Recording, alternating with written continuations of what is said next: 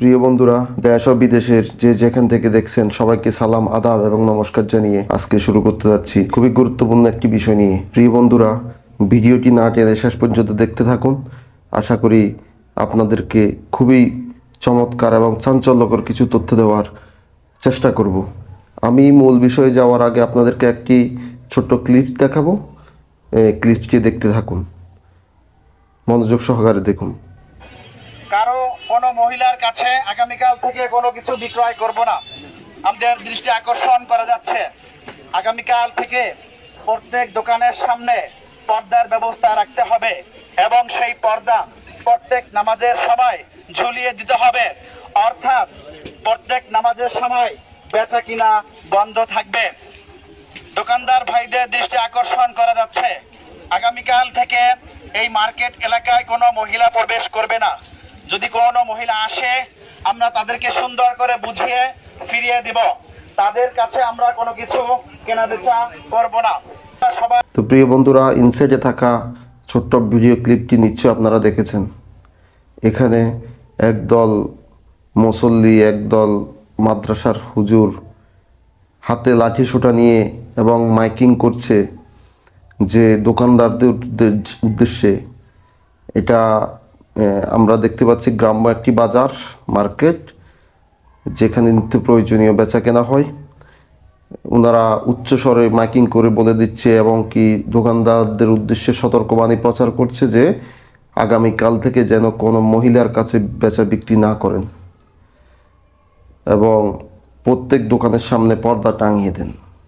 তো প্রিয় বন্ধুরা, বাংলাদেশ যেহেতু সব ধর্মের মানুষ বাস করে, এখানে মুসলিম যেমন বাস করে, হিন্দু, বৌদ্ধ, খ্রিস্টান এবং অন্যান্য ক্ষুদ্র নৃগোষ্ঠীও এখানে বসবাস করে থাকেন। তো একটি বাজারে নানা রকমের মানুষ আসে, শুধু মুসলিম নরনারী যায় তা না, এখানে অন্যান্য ধর্মাবলম্বীরও আসে। যে হুজুর মহাদয় বা যে সংগঠন পাইকারি দরে বলে দিলেন কালকে থেকে আপনারা কোনো মহিলার কাছে, কোনো নারীর কাছে বেচা বিক্রি করবেন না, আসলে কি এই কথাটা, ওনাদের সতর্ক বার্তাটাকে সঠিক হয়েছে কিনা আপনারা বিচার করবেন। তার আগে একটা কথা বলে নিই আপনাদেরকে। অনেকের স্বামী বিদেশ থাকে, বাচ্চা কাচ্চা নেই অথবা ছোট, তারা কি বাজার করবে না? তারা কি খাবার খাবে না? এই বিষয়ে হুজুরদের ফয়সালা কি?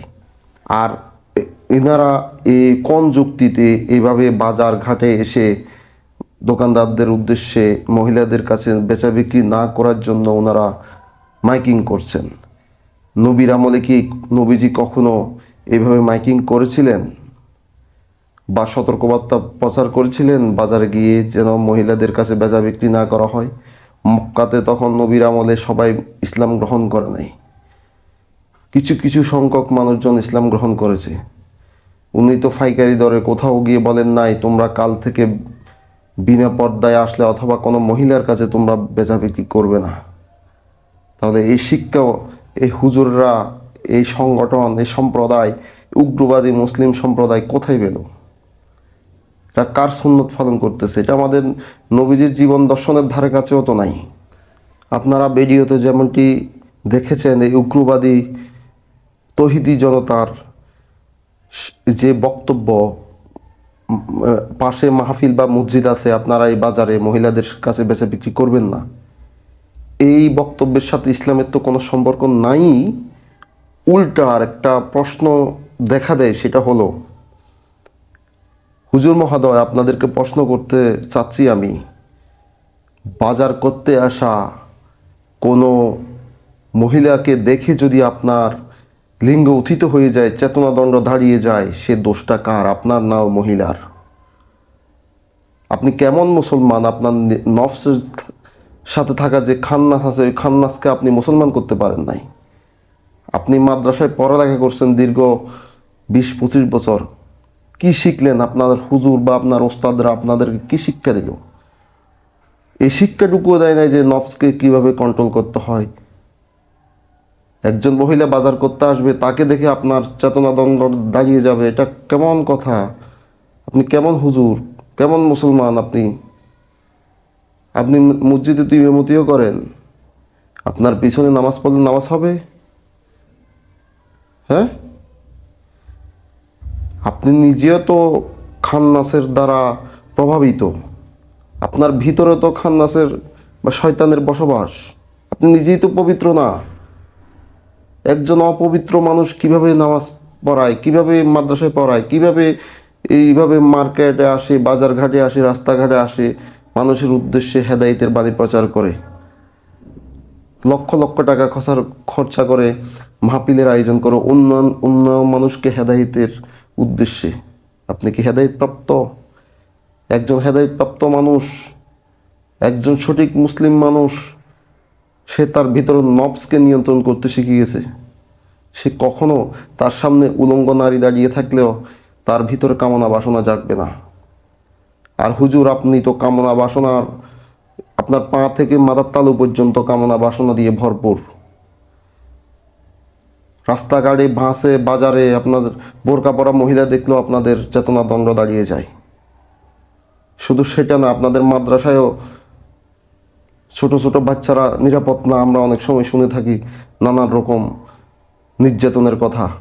অনেক শিশু বাচ্চাকে নির্যাতন করে হত্যা করা হয়, বলাৎকার করে, যাতে এই ঘটনা ধামাচাপা দেওয়া যায়। সেজন্য বলাৎকার শেষে তাকে নির্মমভাবে হত্যার আমরা ঘটনা শুনে থাকি। আপনাদের কাছ থেকে আমরা হেদায়েত গ্রহণ করব? আপনাদের কাছ থেকে আমরা শিখব? আপনাদের তো আগে হেদায়েতের প্রয়োজন।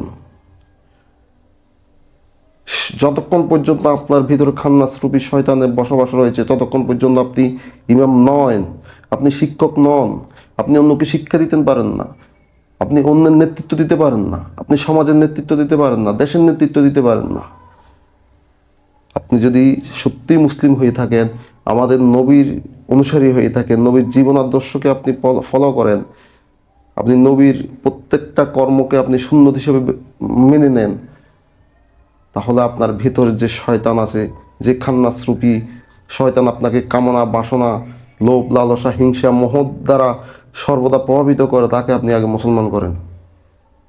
তখন আপনি মুসলমান হবেন, আপনি বুঝবেন, যখন আপনার সামনে একটা নগ্ন নারী অথবা নগ্ন পুরুষ দাঁড়িয়ে রয়েছে কিন্তু আপনার ভিতরে কোনো কামনা বাসনা জাগছে না, তখনই বুঝবেন যে আপনি সঠিক পথে আছেন, আপনি মুসলমান হতে পেরেছেন।